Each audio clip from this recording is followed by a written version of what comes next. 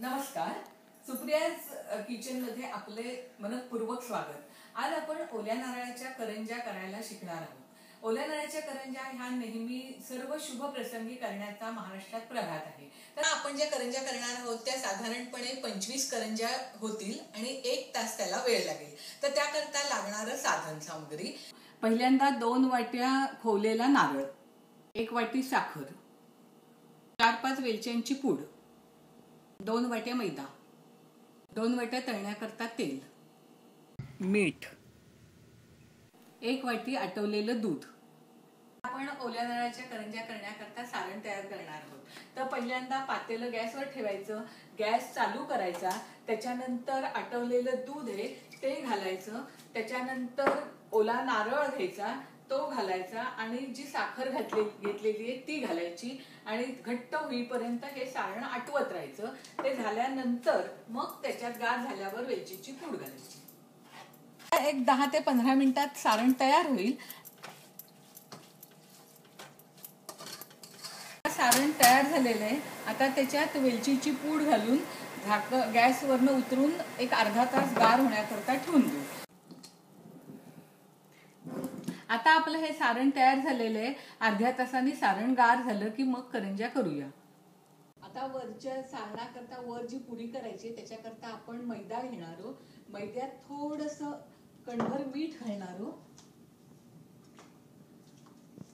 थोडंसं मीठ घातलेलं आहे. त्याच्यानंतर 2 चमचे गरम केलेलं तेल म्हणजे मोहन घातले आणि त्याच्यानंतर आता घट्ट कणिक भिजवून घेणार आहोत.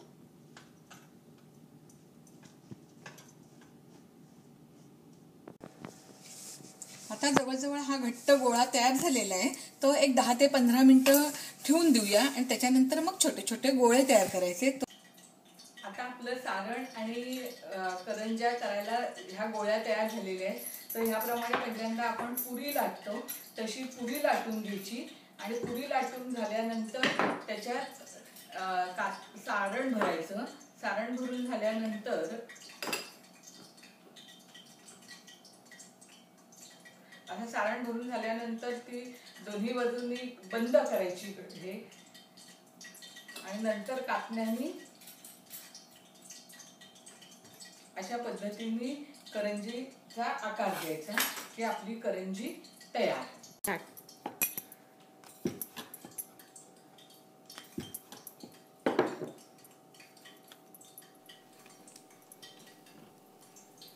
आता प्रथम आपण पुरी लाटायला घेऊया. पुरी पूर्ण पातळ लाटून झाली की त्याच्यामध्ये जे खोबऱ्याचं सारण केलेलं आहे ते भरून घेऊया आणि पुरी दोन्ही बाजूनी घट्ट दाबून धरून नंतर मग त्याला कात्ण्याने कापून त्याची करंजी तयार करू.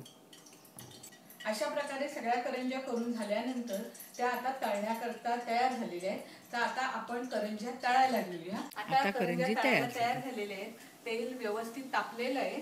तर त्याच्यात करंज्या टाकून दोन्ही बाजूनी गुलाबी होईपर्यंत मंद गॅसवर करंज्या तळून घेऊया.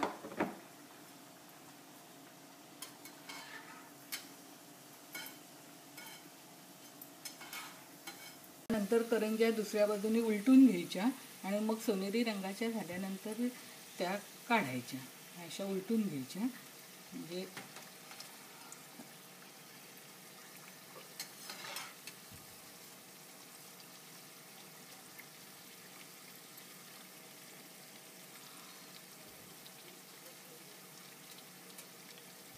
आता करंज्या लालसर झालेल्या आहेत तर त्या काढायला तयार आहेत.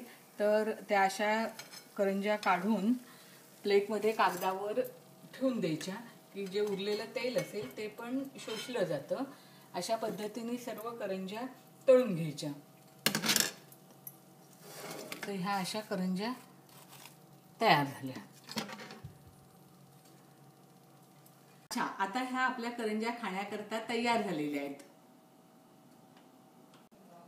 या करंज्या कशा काय वाटल्या हे तुम्ही सुप्रियाज किचनच्या YouTube वर जरूर कळवा.